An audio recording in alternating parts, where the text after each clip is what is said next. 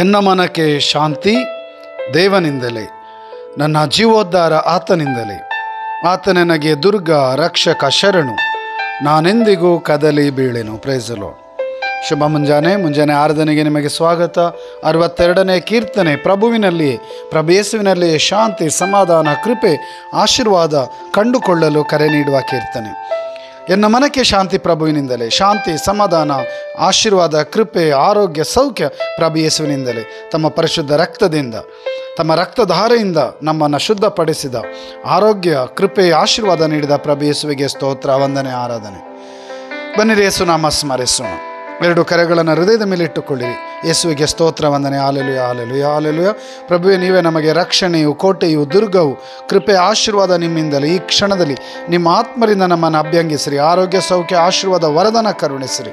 ಪ್ರಭುವೇ, ನಿಮ್ಮ ಪರಿಶುದ್ಧ ನಾಮದಲ್ಲಿ ಪ್ರಾರ್ಥಿಸುತ್ತೇವೆ. Hallelujah, hallelujah, hallelujah.